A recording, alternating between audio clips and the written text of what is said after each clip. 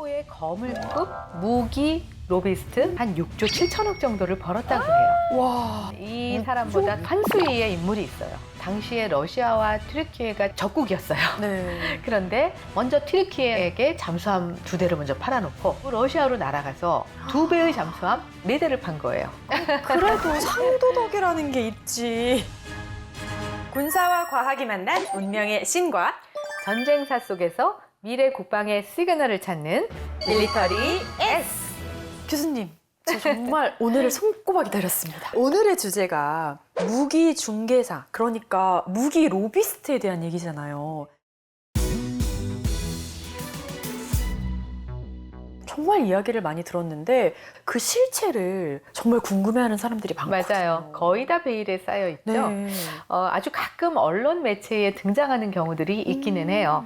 한 3년 전이었던가 미국과 러시아의 죄수 맞교환이 있었어요. 네. 그럴 때 최고의 거물급 무기 로비스트, 무기 중개상 빅토르 부트 이 사람이 풀려나서 러시아로 송환이 됐어요. 오, 빅토르부터 저 들어봤어요. 그 무기 중개상들의 일대기를 담은 영화죠. 로드 오브 워에 네, 맞아요. 전쟁의 제왕으로 나오는 그 주인공이 이 빅토르부트를 모델로 했다고 하잖아요. 맞아요. 빅토르 부트는 과거 구소련의 정보기관 KGB의 장교로 근무를 했었어요. 그러다가 냉전이 끝난 후에 구소련의 무기를 헐값으로 본인이 사들여서 전 세계 다른 나라의 테러리스트나 뭐 이런 데에다가 되팔았죠. 그래서 엄청난 거래 차익을 챙겼는데요. 그렇게 한 20년 동안 활동했다 그래요. 대강 얼마 정도나 돈을 벌었을 것 같아요? 20년이요? 이야, 20년? 잠깐만요. 글쎄, 얼마일까요? 우리 같은 일반인들은 정말 감히 상상도 못할 천문학적인 액수일 것 같거든요. 가늠이 안 돼요. 전체 사업 총액의 평균 수수료율이 약 5% 정도. 그러니까 대당 1,000억짜리의 전투기의 경우에 10대만 팔아도 수수료가 500억인 거예요. 엄청나죠? 500억. 찾았다. 저한테 없는 이전의 실체를 찾았습니다. 아니, 그럼 약간 그 조 단위로 벌지 않았을까요? 조요? 설마. 순수익만 한 60억 달러. 그러니까 지금 환율로 우리 돈으로 치면 한 6조 7천억 정도를 벌었다고 해요. 와. 믿기 있지가 않죠? 네, 한 네. 개인이 6조 7천억을 순수익으로요. 네. 근데 이 사람보다 더 한 수위의 인물이 있어요. 바실 자하로프라는 사람인데요. 빅토르 부트의 별명이 죽음의 상인이에요. 그런데 이 자하로프는 죽음의 슈퍼 세일즈맨으로 악명이 높았어요. 와. 20세기 초반에 전 세계적으로 전쟁이 굉장히 많았거든요. 네. 수많은 전쟁에 사실 자하로프가 개입이 되어 있는 경우가 많았다고 해요. 이렇게 역할을 크게 한 로비스트 중에서는 아마 자하로프가 거의 1세대라고 보면 될 것 같습니다. 그런데 자하로프가 태어나면서부터 나는 정말 거대한 무기 중개상이 될 거야 이러고 태어나지 않았을 거 아니에요. 그렇죠. 어쩌다가 무기 중개상이 된 건가요? 터키, 튀르크라고 그러죠. 굉장히 가난한 러시아 상인의 아들로 태어났다 그래요. 그러니까 집이 가난했었던 거죠. 그래서 시장에서 굉장히 막리를 하는 그런 불우한 시절, 그런 걸 보냈다고 해요. 그러다가 우연한 기회에 20대 중반에 스웨덴의 1세대 방산기업 노르덴펠트라는 기업이 있습니다. 네네네. 이 노르덴펠트가 당시로서는 첨단 무기를 많이 개발하고 만들어서 팔았다 그래요. 뭐 속사포, 총기류 뭐 이런 것뿐만이 아니라 심지어 1세대 잠수함도 만들어서 네. 전 세계에 수출을 하는 그런 회사였어요. 글로벌 수출을 하는다 보니까 해외 각국에 이 무기를 수출하는 에이전트, 바로 우연한 기회에 자하로프가 이 에이전트가 되는 거예요. 하다 보니까 네. 굉장히 뛰어난 숨겨진 재능이 있었던 거예요. 사람의 마음을 사거나 또 협상을 하는 기술, 언변도 좋고 네. 그러다 보니까 아주 짧은 시간에 경력을 쌓으면서 좋은 성과를 배우고 내게 되는 싶네요. 거죠. 어느 정도였냐면 당시에 러시아와 튀르키예가 적국이었어요. 네. 그런데 노르덴벨트에서 생산을 한 똑같은 잠수함을 양쪽 나라에 다 팔았다 그래요. 어머. 굉장히 놀라운 일이죠. 네. 그런 일화가 있을 정도로 뛰어난 재능을 발휘했습니다. 와, 우리나라랑 북한에 똑같은 회사가 똑같은 무기를 판거나 다름없다는 그런 얘기인 거잖아요. 그렇죠. 지금. 먼저 튀르키예에게 잠수함 2대를 먼저 팔아놓고 러시아로 날아가서 이미 당신의 적국인 튀르키예는 우리의 잠수함을 샀다. 그럼 당신네들은 어떻게 할 거냐? 진짜 장사꾼이네요. 그러면 튀르키예에 팔았었던 잠수함 대수보다 더 많이. 그렇죠. 경쟁이 2배의 잠수함 4대를 판 거예요. 와. 진짜 악마의 수완이네요. 아니, 그래도 상도덕이라는 게 있지. 거래상 입장에서 보면 굉장히 수완이 좋은 건데 네. 이제 이게 무기라는 게 좀 문제가 되기는 하죠. 그러니까 세일즈 앞에서는 아군 조건이 따로 없는 사람인 거잖아요. 맞습니다. 야. 지금 나왔던 러시아 튀르크 전쟁 이전에 그리스의 튀르크 전쟁이 있었는데요. 그때도 그리스에 먼저 잠수함 1대를 팔고 튀르키예에 가가지고 2대를 팔았답니다. 와. 아니, 그런 친구는 안 사귀고 싶네요. 친구라면. 야, 근데 이게 전쟁의 위기감을 고조시켜서 무기를 팔아먹는 거잖아요. 그래서 이거를 자르프 시스템이라고 부른다면서요. 스웨덴의 노르덴펠트만이 아니라 영국과 프랑스의 또 방산 기업들이 있죠. 네. 거기에 에이전트로도 또 계약을 해요.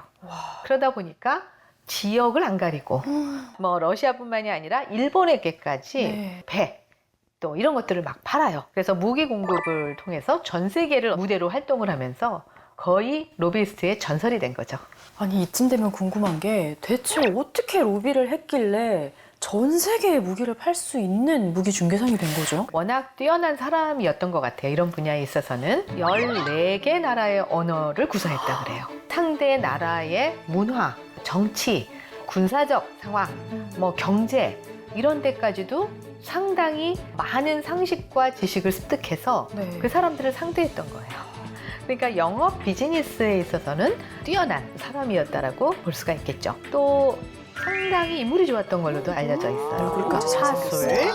또 언변, 네. 또 인물, 뭐 한마디로 이런 게 다 됐다라고 볼 수가 있는 거죠. 뭐 의사결정을 해야 되는 담당자도 있을 거 아니에요. 네네네. 그러면 그 사람의 부인에게 접근을 먼저 한다든지 역시. 네 그렇게 해서 약간 사적인 관계를 이용한 비즈니스 이런 것들도 아주 네. 잘 하다가 보니까 본인이 가끔 여자는 정말로 훌륭한 나의 친구이자 동맹이다 이런 얘기를 했다고도 좀 알려져 있기도 합니다. 그렇게까지 로비를 해서 대체 무기를 얼마나 팔았던 겁니까? 놀라지 마세요.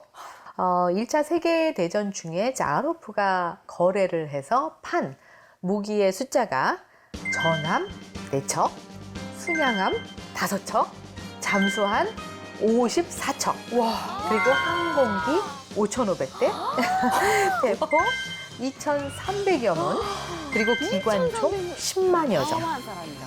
이렇게 연합군의 병기창 역할을 이 바로 자하로프가 했었던 건데요. 네. 그러다 보니까 당시에 영국 정부가 국가 훈장을 내립니다. 그래서 기사좌기를 영국 정부로부터 받기도 하고요. 또 프랑스 정부로부터 또 최고 훈장을 받습니다. 그리고 또 돈은 얼마나 벌어들였는지 알려진 바가 없고요. 추정하기도 참 쉽지는 않다고 해요. 이쯤 되면 조금 부러운 부러운 게 아니고 무기 중개상을 하려고 태어났다고 해도 과언이 아닐 것 같아요, 정말. 그렇죠. 아니 그런데 이 자하로프가 개입한 전쟁이 1차 세계대전만 있는 게 아니라면서요? 네, 19세기 후반에 곳곳에서 전쟁이 많이 일어나는데요. 프로이센 제국과 프랑스 간의 전쟁, 또 러시아, 튀르크 사이의 전쟁, 또 미국과 스페인의 대목이었네요, 말 전쟁. 그대로. 러시아, 일본, 우리 러일 전쟁 네. 배웠었죠. 유럽, 아시아, 중동 전역에 걸쳐서 굉장히 많은 전쟁이 이 시기에 벌어지게 됩니다. 정말 웬만한 전쟁에는 이 자하로프가 다 관여를 했고요. 서로 싸우는 당사국들이 자하로프가 거래한 무기로 싸웠다라고 볼 수가 있는 거죠. 대표적으로 개입했던 전쟁이 2차 보어 전쟁이라고 합니다. 이 자하로프는 먼저 영국군의 탄약 공급책이 됩니다. 근데 거기서 만족을 안 했어요. 맥심의 기관총과 37mm 구경 기관포를 일명 폼폼이라고 하는데 그걸 보어군에게도 팔아요. 그러니까 탄약은 영국군한테도 팔고 그 폼폼은 보어군한테도 파는 거죠. 그럼 영국군이 보어군한테 그 맥심 기관총이랑 37mm 포를 맞을 거 아니에요. 그러면 그걸 또 어떻게? 사야지. 그런 식으로 또 자하로프한테 폼폼을 또 주문을 하는 거죠, 영국이. 야, 이게 좀 전쟁은 굉장히 비극적이고 안타까운 그 역사인데 결국 전쟁이라는 게 자하로프에게는 굉장히 좋은 비즈니스 기회일 뿐이었던 거네요. 자하로프가 이렇게 단순하게 무기를 팔았던 것만이 아니라 방산 업계 자체를 변화시켰다고도 볼 수가 있어요. 특히 이런 방산 업계에서는 역사상 M&A, 인수합병이 많이 일어나요. 방산 기업과 기업들을 연결해서 서로 묶어주고 사고 팔고 인수합병하는데도 역시 자하로프의 역할이 상당했었다고 알려지고 있습니다. 와. 아까 자하로프가 스웨덴의 네. 노르- 노르덴벨트. 그렇죠. 네. 노르덴벨트의 에이전트로 시작을 했다고 네, 했죠. 네, 네. 바로 이 스웨덴의 노르덴벨트가 비커스로 합병이 됩니다. 합병을 주도한 인물 중에 하나가 또 자하로프였어요. 그러다 보니까 비커스가 점점 더 커지는 거예요.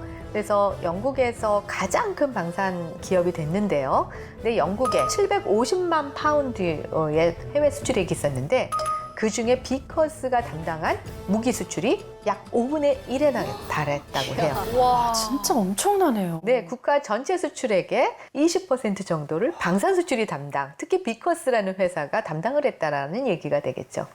그러면 자하로프의 활동 영역도 훨씬 넓어졌을 것 당연하죠. 국가 단위, 심지어 글로벌 단위로 커졌던 거예요. 같아요. 네. 그래서 노르덴벨트 비커스 합병뿐만이 아니라 네. 기타 다른 나라의 방산 기업들의 인수합병에 상당한 영향력을 행사를 하고 주도를 하기도 해요. 어떻게 따지면 오늘날의 글로벌 방산 협력 파트너 구조 이런 것들의 틀을 자하로프가 좀 상당히 깔아놓았다, 네. 토대를 놨다 이렇게도 평가를 할 수 있을 정도죠. 네, 오늘은 이렇게 무기 중개상, 무기 로비스트에 대해서 이야기 나누어 봤습니다. 갈수록 흥미진진해지는 밀리터리 S, 오늘은 여기까지입니다. 그러면 저희는 다음 주에 만나요. 안녕. 다음 주에 만나요.